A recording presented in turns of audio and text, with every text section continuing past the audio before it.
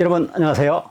오늘은 전쟁의 결과와 전쟁이 인류에 미친 영향에 대해 말씀드리겠습니다. 저는 어린 시절 위인전을 읽으며 알렉산드로스 대왕, 칭기스칸, 나폴레옹 황제 이런 분들을 존경하게 되었습니다.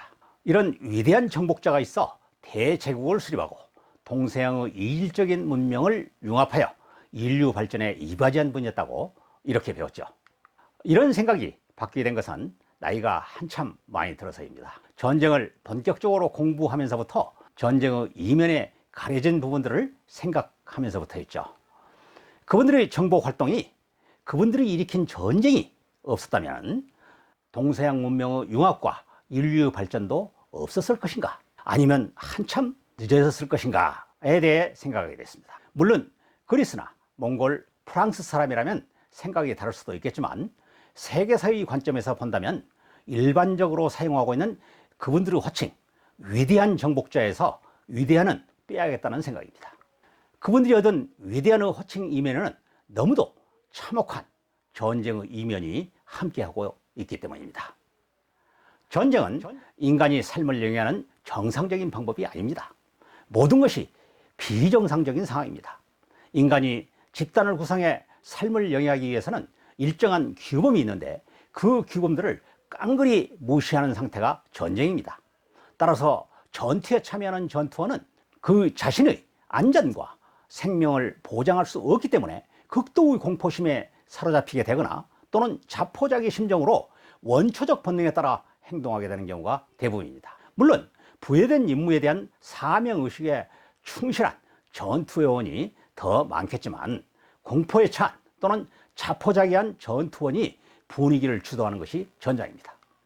전장이 시작되면 민간인의 산도 보장할 수 없습니다. 과거의 전쟁과 달리 현대 전쟁은 전장과 후방을 구분할 수 없는 경우가 대부분이기 때문입니다.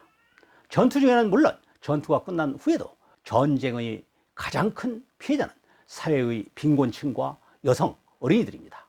전쟁의 와중에 복지의 사각지대에 놓인 이들의 삶은 나락으로 추락하기 마련입니다. 전장의 순기능을 강조하는 사람도 많습니다. 전장의 순기능은 분명히 있습니다. 파괴는 새로운 건설을 불러온다고 하죠. 우리 대한민국도 6.25 전쟁의 폐허 속에서 일어섰습니다. 6.25 전쟁을 통해 많은 인구 이동이 이루어졌고 새로운 생활이 시작되었으며 과거 600여 년 동안 이어오던 6.25 고리타분한 사상을 벗어던지고 현대국가로 탈바꿈했습니다. 기독교 전파가 대한민국처럼 급격하게 이루어진 나라는 없다고 합니다. 6.25 전쟁이 그 계기였습니다.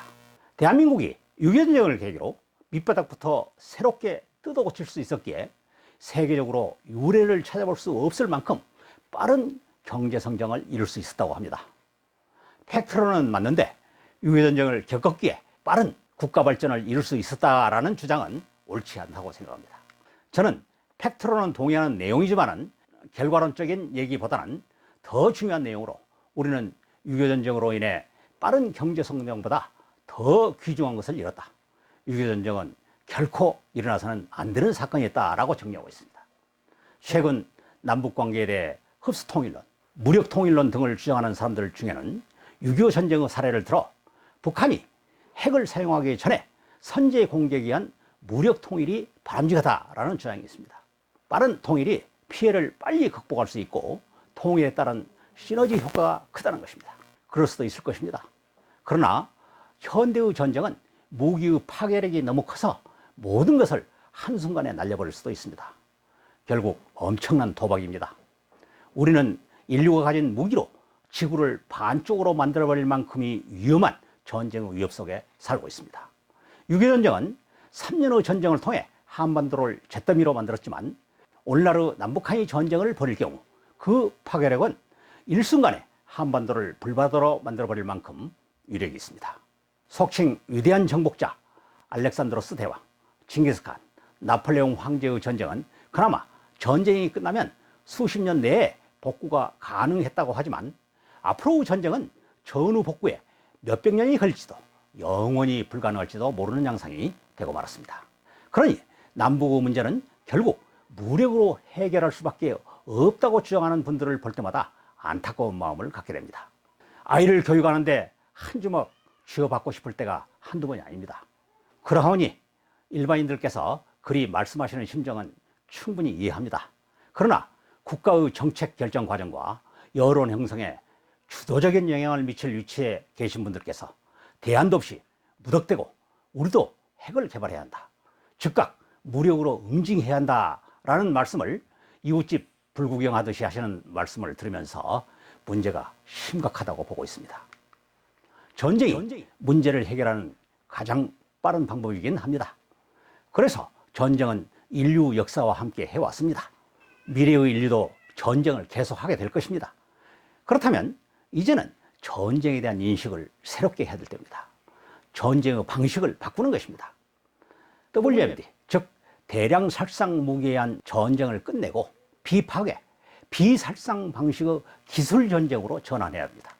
WMD는 생화학무기, 중장거리 미사일, 핵무기 등과 같이 짧은 시간에 많은 인명을 살상할 수 있는 대량 살상 무기와 대량 파괴 무기를 말합니다. 2004년 유엔 안보리는 WMD 확산을 방지하는 결의문을 채택하였고, 핵 확산 금지 조약, 생물무기 금지 협약, 화학무기 금지 조약 등에서 대량 살상 무기의 개발과 사용을 금하고 있습니다. 유엔 안보리와 국제적 조약이나 협약에 따라 대량 살상, 대량 파괴 전쟁을 금지하고 있는 것입니다. 그러나 조약이나 협약만으로 인류의 역사와 함께 온 전쟁을 규제할 수는 없습니다. 강제 조치가 필수적입니다. 저는 기술 개발로 대량 살상, 대량 파괴를 방지하는 전쟁이 가능할 것이다라는 희망을 갖고 있습니다. 모든 전쟁의 지휘 통제는 정보, 통신, 전자, 즉 ICT 기술이 활용됩니다. 대량 살상 무기에도 ICT 기술이 활용됩니다. 대한민국의 앞선 ICT 기술을 활용해 비살상, 비파괴를 지향하는 5세대 전쟁이 개발되기를 기대합니다. 5세대 전쟁에 대한 대비를 말씀드리면 앞서 영상에서 말씀드린 것 같이 공상만에 나오는 이야기 같이 생각될 수도 있습니다. 그러나 인류의 공상은 항상 실현되었다는 사실을 상기할 필요가 있습니다. 여러분의 생각은 어떠신지요? 다음 시간에는 중국은 코로나19를 전쟁에 사용하려 했나, 세균 전쟁의 역사에 대해서 말씀드리겠습니다. 여러분, 다음 영상에서 만나요.